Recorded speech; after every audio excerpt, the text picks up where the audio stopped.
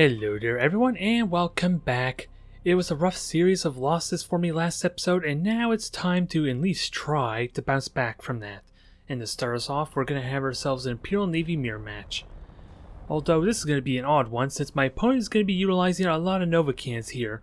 Not quite the traditional type of Imperial Navy fleet that we at least came to expect. With the sheer amount of torpedoes they have available to them, with the convenience of 3 additional charges to the melted torpedoes, or at least just the additional charges of having melted torpedoes in general, and the heavy amount of firepower. Yeah, well, actually that's not true since my opponent is utilizing a couple of Dominators as well, and they have perhaps the best close range firepower of the Imperial Navy fleet. It's just a little bit tricky to utilize them together, since with the Dominators, you want the Nova cans to kind of hit the hull and your macro cans to take down the shields, but by the Dominator's design, that's a little bit backwards, I want to argue. But what I'm going to be experimenting with, you're going to see here with the battleship, is since the main difficulty I'm going to have with this fleet, or at least with the Apocalypse being useful, is trying to have it keep up with the rest of my fleet. So I'm going to try and position in the middle of the map to make it a little bit easier to do that. And in some cases, if I feel like I can get away with it, try boosting so that way it can keep pace, or at least keep up with the Armageddons.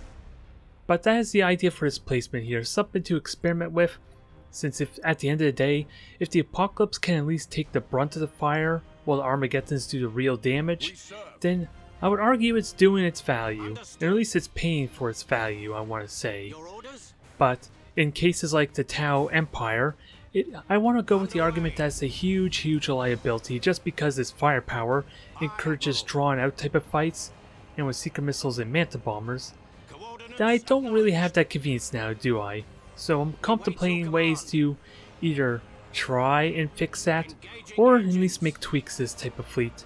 So expect those in maybe matches to come, perhaps. But for now, we're going to stick with the fleet as it is so far, because even though the Apocalypse rather, is not exactly a dangerous threat for Tau, it seems like it performs incredibly well against the Eldari type of matchups, since the Novacan has been consistently hitting for me so long as I wait until they burn the Wraithbone shift, and the sheer amount of lances at least allows it to constantly be peppering them down, damaging them and ideally getting a couple of critical hits if I'm so lucky.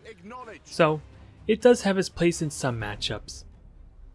Otherwise, my opponent, I'm still on the lookout for what their playstyle is, what fleet they're utilizing, but at the end of the day, we will be seeing Novacans once my scouts actually identify them. Sadly, my fighters were a bit foiled there since the cruiser that I had target to reveal went into the gas cloud. A little minor mistake there. It would have tipped me off a little bit sooner, but so far, we're in good shape. It just would be really bad for me with how recklessly I'm using my combustion gauge. Although, I could very easily use summary execution to recharge that in a pinch if so necessary.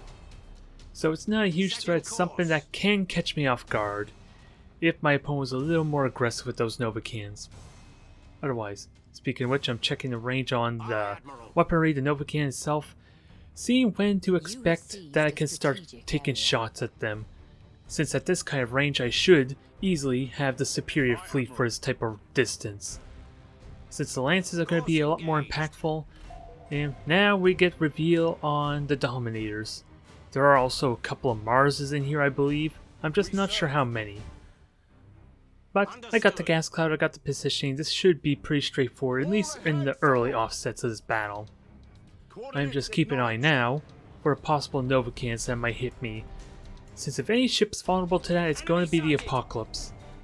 My opponent's just not going to have the best convenience on taking down the shields, kind of like I hinted at before, talking about the Dominators.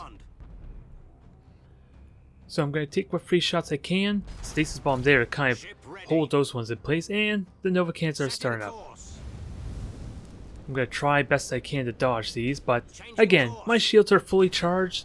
The only real risk I have is maybe the tiny bit of hull damage on that one cruiser, getting hit by 2 of the blasts, and the little bit of morale damage I just took as a result of that. So there was no real risk of anything serious, and already we're destroying at least one of the Mars' decks. I'm assuming that's the Mars anyway. I did not pay attention where the fighters came from, but still. I think I switched priority to weapons there. I actually wasn't looking to see if that's what I did, but we are getting into the thick of it quickly. And already, these lances are doing a good amount of damage on them. When I'm not being threatened by countless bombers and missiles at long range, then this is a lot more convenient for me. And then when they get in close, even though this is not really the best kind of arc, it goes without saying, since how flat these ships can be, torpedoes can burst them down incredibly well. And this is going to be a bit of a slugfest now. I have the better firepower since, keep in mind, these Dominators and Marses do not have ramming spurs. It just comes down to my ability to control my fleet to take full advantage of that upgrade, or at least the advantage that I have. Which is probably another reason why the Dominators are not as popular as they could be, never mind the Marses. But we dodged Novacans well. I have shields on the Apocalypse, so it's not really a threat there. And then when we lob a couple of torpedoes that we can get away with. And I didn't realize my opponent had a bunch of Defiances as well. I kind of forgot about that fact, thinking they were Marses. Either way, a couple more shots. This one cruiser is pretty much dead. We're getting good shots on the other light cruiser on the right.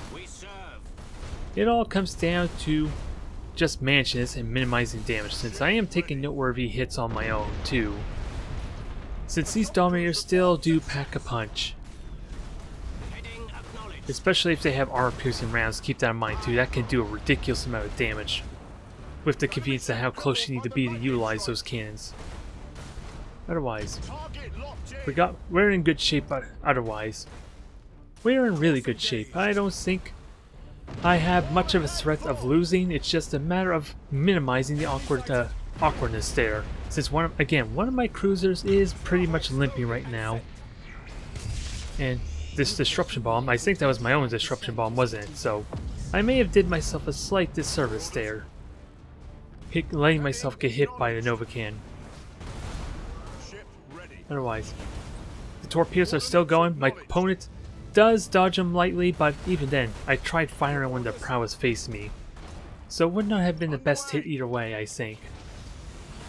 Then otherwise, we got a random Dominator here from out of nowhere. Probably one that I crippled earlier and completely forgot about. So, it's just a matter of cleaning up the mess. It is a mess, it goes without saying, with all these ships scattered all over the place, and the constant amount of ramming that needs to be done as well. But at the end of the day, if I can dodge these Novacans well enough, I just easily have the better firepower. Almost, anyway. May have been mocking the Dominators a little bit too much, but it is still damage to take seriously, since right now we have two crippled cruisers, which thankfully are not breaking thanks to the rally I just did there, and my opponent not having the convenience to focus them down to death. But it's still noteworthy amount of damage. And with the mutinies and the flagship's about to die here, that should seal the deal really damn quickly. Since this thing is about to suffer a massive morale hit once the flagship dies within its proximity. So much so that it immediately mutinies, and the multiple fire assaults and Novacans is going to make that even worse. Now, do I have any torpedoes at bay? Yes I do, and I fired them horribly. I'm just realizing that now. That could have been an amazing killing blow right there. If I didn't screw it up, that is. Otherwise, this is one of the things I like about this fleet, is the versatility it has to offer. It is incredibly what am I trying to say? It can be incredibly awkward, since I don't really have any macro cans, so it relies so heavily on my ability to hit with torpedoes and ram for the close range burst potential. Since lances, as we kind of seen a little bit with the Tau matchups, don't really have that power in close compared to railguns when they have almost perfect accuracy at that range, or at least every shot threatening to hit. But a nice solid victory nonetheless. I just can't remember. Did they have armor-piercing rounds? No, they did not. So that could have maybe made it a little more difficult for me to fight for. Truth be told. Alright, match number 2, and we're face off against a serious Ork fleet this time around. Or at least one that's more traditional and one that we're used to, at least, in the Evil Suns. and we even faced off against New Parain plenty of times before, I think, during my attempt to get legendary with the Azuyani.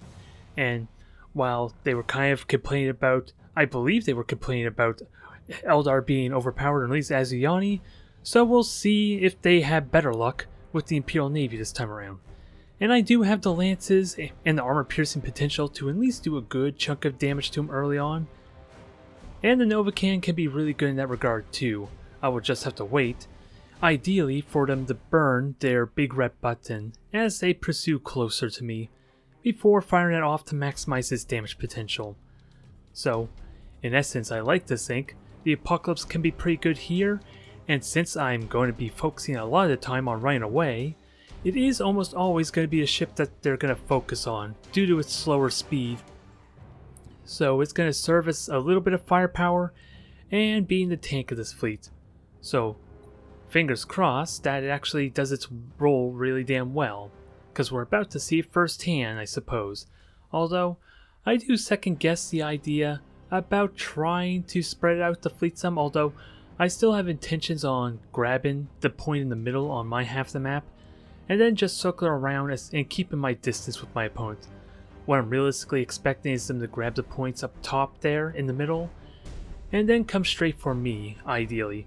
So I'm going to start over here, make my way to, ideally, to the second point, and then circle around and grab the third point as I'm running away and chipping down the Orc fleet. That's how I'm kind of envisioning how this is going to play out. Since really, I don't want to get in too close too soon, because those mega cannons are going to hurt. It goes without saying. Realistically, I want to turn my prow to them just as they're getting within that ideal firing range, so that way I can help minimize the damage in at least a notable amount. But we are off. We got a bunch of frigates on the side. I'm checking every single one to see what's a frigate and at least what's a cruiser. And these are the 3 battleships right here that I'm prioritizing now. The ones in the middle, you see them, are the cruisers. And then we have more frigates on the right, pretty much. So, at the end of the day, it's only 5. Yes, 3 battleships, 2 cruisers, oddly enough. Since I'm used to seeing 5 battleships with the mega cannons. But that may have something to do with like the possible nerfs. I don't know if there was like a point cost nerf to Orks, especially the mega cannon type of fleet.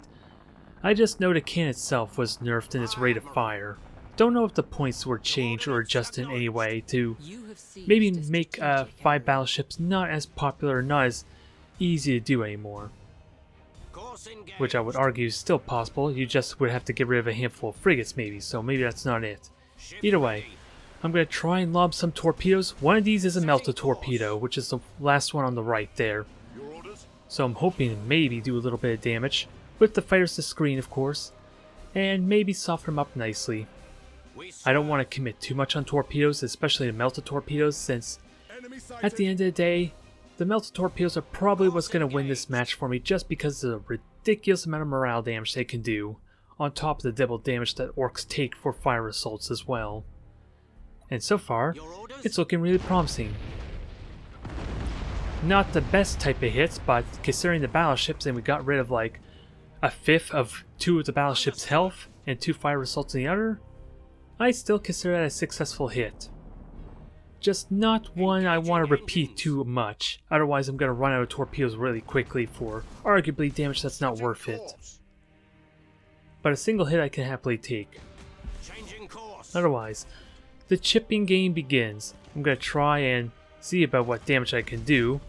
Kind of not going to get the convenience of using my Novacan just yet. Hell, did I even get an opportunity to fire Novacan earlier? No, I did not. I still have my 4 charges, so that may have been a missed opportunity. A lot of it, though, does come down to the fact their shields were still up, so outside of morale damage, I probably did not think it was worth it just yet. But I'm going to try and chip down what I can. The frigates, I'm prioritizing the cruiser right now, but I was trying to get a little bit of a couple free shots as well on some of the frigates.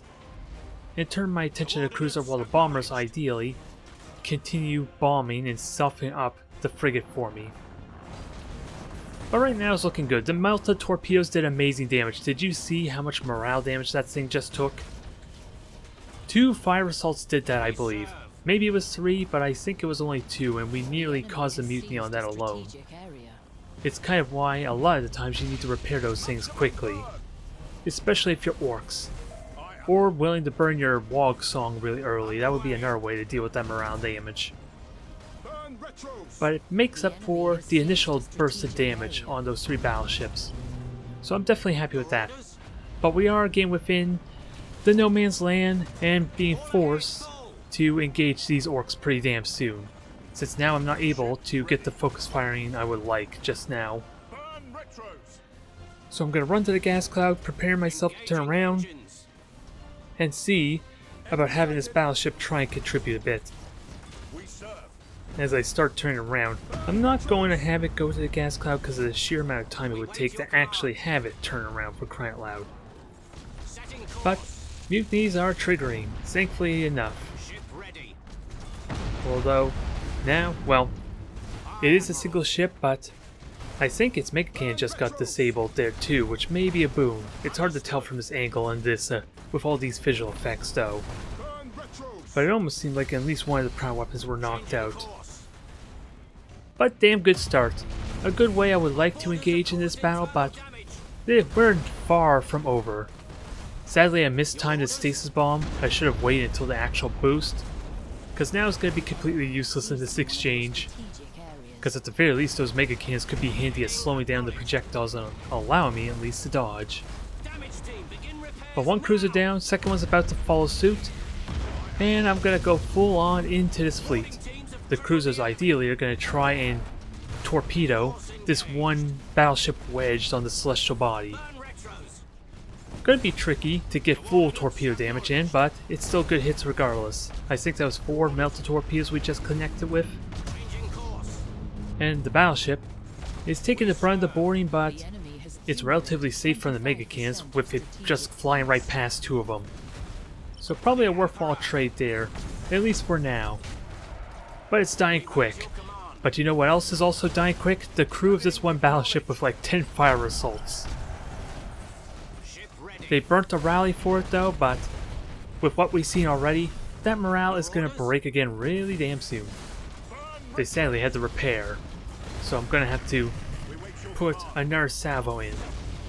And conveniently enough, this was not planned in any way. I'm going to get hit by my own plasma bomb, but that cruiser just dodged, was it 1 billion tons of steel right now? I don't even know if that's the proper amount of weight to expect from these massive things, but for crying out loud, they're like 10 kilometers big, 10 kilometers long. I don't know the exact size, but you know what I mean. I'm astonished it survived that ram, or at least evaded it entirely. Never mind, we just did it again, for crying out loud. The orcs are the ones that are painted red, for crying out loud. I figured they would be the Matador, not me. But now we got ourselves another mutiny. I think the deck is destroyed. I know I prioritized the deck, so I think that's out of the fight until another rally kicks in. So we're looking phenomenal right now. The only thing I have left to do is to somehow keep this battleship alive a little bit longer. It's looking grim for it, but at the end of the day, I feel like the battleship still did its job. In that it took all the damage, it took all the firepower. And that's going to be my biggest problem, trying to figure out how to make this Apocalypse do that. With its slower mobility and speed, on top of the fact that it kind of wants to fire at longer range too for the Nova cannons, on top of the fact that it's entirely based on lances for its damage. But still, I like to think this was a nice solid victory. Even if those 2 ram attempts connected, it still would have left me with enough health, I want to think, to put me in this predicament where I just have to deal with the flagship itself. And these torpedoes and rams definitely help seal the deal. Although the score, well actually I do have the score lead right now. I wasn't honestly paying attention to the objectives since I was going to try see about grabbing the right point if my opponent, if I had enough distance from my opponent to allow, at least justify it. But we're just going to get a total victory just by killing the fleet. As per usual, I suppose. But hey, they do get the victory of destroying the flagship, try as I might. And the objectives at the very least does encourage at least forcing an opponent to at least come to the other one there. It just doesn't play out to that advantage the best, I guess. So I'm going to need to know when I need to commit to just killing the opponent's fleet as opposed to going after objectives, I guess. Since very rarely will the objectives really matter for a lot of these battles. As we've seen with the countless examples I've had with doing this series, at least doing these videos of Battlefleet Gothic. Interestingly enough, I almost feel like Orks benefit the most from the objective game, kind of due to their sheer amount of hit points that they have on those things. And their lack of ability to actually pursue the opponent in a lot of circumstances. Especially if they're like face off against Eldari or maybe the Tau if they're really willing to commit to evading the entire time. The Orks do have the potential for at least surviving the onslaught with the additional health and their cheaper ships in general compared to at least what I'm currently bringing with the Imperial Navy. But still, a nice solid victory. I'm a little bit shocked by how the initial fire assaults did, since we nearly killed the morale of the one cruiser, or battleship even. And just killing a third of the crew would have been amazing right off the bat, I would have to say. Alright, match number 3 of the day, and we're face off against the Imperial Navy yet again. Although this one's going to be a little more of a traditional type of battle. Although, my opponent is going to be utilizing 2 battleships, one of which is an Oberon, which is going to seem a little bit odd, but it does have the convenience of the additional sensor range and the scanner pulse, keep that in mind too. That's something you would not expect of an Imperial Navy battleship, but this is the world we currently live in, oddly enough. So, it still has its place in at least spotting ships, and not being at risk of dying immediately. So, I guess at the end of the day, it's a newer opponent, which I'm always happy to see. And they have a lot of firepower to complement it with the Retribution and I think the Overlords, the cruisers that are accompanying it. Can't quite recall off the top of my head, but it is like maybe 4 ships, I believe. Unless there's another one that was hidden in a gas cloud or something I completely forgot about. Or even light cruisers, to be fair. Since I kind of was caught off guard before with the Novicans and having to be ambushed by 2 light cruisers that sadly did not do a whole lot to kind of contribute to the fight. And that's sad for me to say because the Dauntless with the torpedoes, I think the Mark II variant, is one of my favorite light cruisers in the game. It's just heavily limited now by only having 2 charges of the torpedoes, which does hurt a little bit, never mind the boarding potential. But it definitely has a place in my heart, and if I can attempt to go back to my Macrocan type of fleet, I am going to play with that light cruiser some more, because there are some tales I could tell you with what that light cruiser has been able to do when I played Imperial Navy before. It single-handedly, I think, took out a Drukhari battleship, but that can be very easy to do if your opponent's less skilled, so that may have been a factor. But what we are going to see is just how we deal with these torpedoes. And I guess I was wrong after all. There are more ships here than looks appear. Although,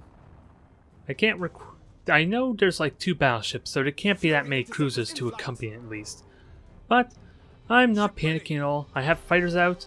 I'm looking to see if I can switch the brace for impact just in case, but we're just going to take these torpedoes head on and show you just how easy these can be to deal with. And a lot of it does come down to the fact that the flatter profile of these cruisers helps a ton with these wider spreads. Although one of the cruisers did get lucky because I shot down the twin salvos or 2 torpedoes that could have hit it, but not a single one touched us.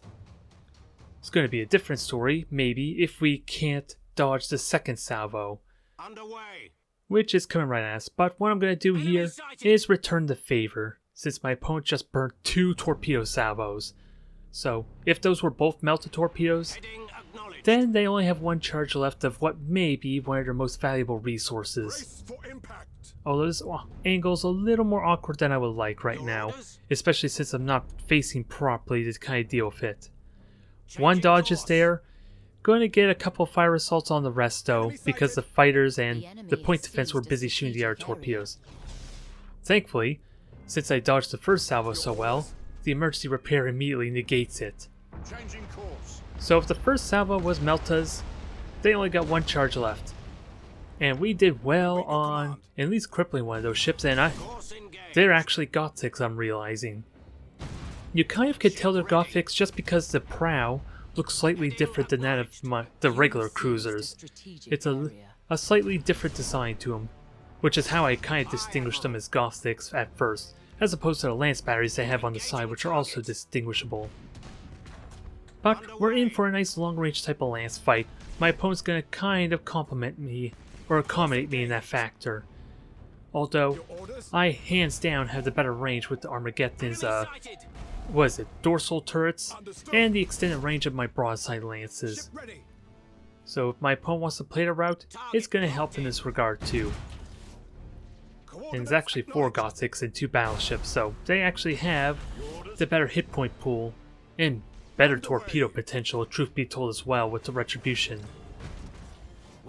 So the name of the game is to try and get what free damage I can, especially while this frigate kind of draws their ire for the time being. It's sadly gonna die, but I think we pretty much don't need to worry about that so far. The only ship that tried to conceal itself was the one that was hindered by torpedoes earlier. All these other ships are free to shoot at, and with the lock-on stance, that's easy to do. I think they are outside the broadside lance range now, though, so I'm relying heavily on the dorsal turrets to take effect for me and do the damage necessary. This is a bit of my comfort zone right now with this fleet, since again, if my opponent was in 9,000 range to take full advantage of maybe the macro cannons of the Retribution, then I'm going to be feeling a little bit more than I could probably dish it out. And it's showing right now. We took out a third almost of this one cruiser. The other one's being crippled. And we got a Nova Cannon to add insult to injury there. I'm trying to see what the health status of these ships are currently. We're not having that convenience right now. Okay, so we're getting close to half the health of the one cruiser. And took well over a third of the second. So this is a lot of free damage for me. My opponent isn't really able to shoot back outside the Retribution, I think. And my opponent is going to turn to engage me at close range once they've had enough of this charade, so don't you worry. This is not going to be the easy stomp as it may appear to be so far. And we got a permanent engine critical hit, temporary one on the second one, so all I gotta do is continue what I'm doing at this point. And even better, I'm going to have an ejective and a gas cloud to just compound on this advantage I have right now. And conveniently, well, I already took account of this torpedo, so maybe I'm not worried as I should be. I was kind of expecting the battleship was actually getting shot at by the Retribution or something. But now, my opponent's had enough of this charade. I do have a stasis bomb. I don't think it's going to be enough just yet, but the disruption bomb without that is going to help here in this regard. Now the main theme is to take full advantage of the close range firepower. And sadly, I think, yeah, I withhold firing there and fire him now, because I was worried I was too close with that one cruiser, but damn, was that a lot of damage in a hurry. But now we're going to see just how slow and uncomfortable my broadside weaponry can be at this close range, especially with 2 battleships, mind you. Even if one's more of a utility battleship, it's going to take a lot more time for me to kill these ships when they're at full health. These 2 Gothics without a doubt are going to die really damn quickly though. They just need another salvo or 2 to finish them off, ideally. And a lot of this may also come down to my bad control too, to a fair extent, since I do have all my ships kind of spread out at the moment. And I think they even have the power rams too to increase their ramming damage to add to this. Don't think they have armor piercing, because after all, a bunch of them are Gothics after all. And they're absorbing that damage incredibly well too, with the torpedoes that we just tried to shoot on that one Gothic. So Brace for Impact is also doing work for him, truth be told. And the Apocalypse tries and might is not doing a whole lot right now, but it can potentially get a Nova Cannon shot on this Oberon if I pay enough attention to it. Although, So far, what is it? 2 of my prow weapons are kind of destroyed, so I'm gonna have to wait for repairs to get them back up and operational. Which is why the one on the left is not getting shots in like I would want. But the crew is dying. The Oberon is really damn close to at least breaking, because only 3 more troops till that thing is permanently out of the fight, essentially, once it gets a mutiny. But now we have 2 Retributions, and they're hitting hard. Well, the Retribution Oberon. I don't know why I made that mistake. But this is looking a lot more tense than it was earlier. One of my Armageddons is gone, a second one's about to die, and very likely going to because it's at point blank range with a Retribution. Even with the mutiny that we're having on it right now, I think that can, yeah, just execute the crew. But at the end of the day, it is also the last threat. And once it dies, there's very little the Oberon can do to fight me off, at least on its own.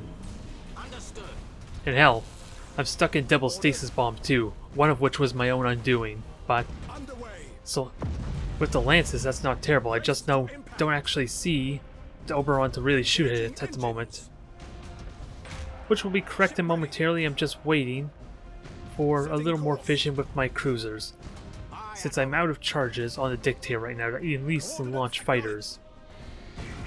But this Nova Cannon's gonna do work. Just look at this shot. Not quite a kill because they conveniently boosted out at the last second, but the fire assault that accompanied it alone should kill it off.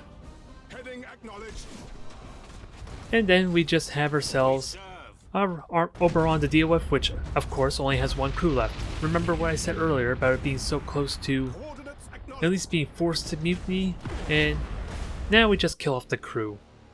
Didn't quite get the boarding to make that mutiny stick, but damn. I felt like at the time I miscontrolled that a tiny bit, since I should have avoided a lot of those torpedoes and ramming damage. But it was a really strong start with the convenience of the lances, just pummeling them down. And I didn't even realize they had the beacon no less, so I don't know how that would have helped them in this exchange too much.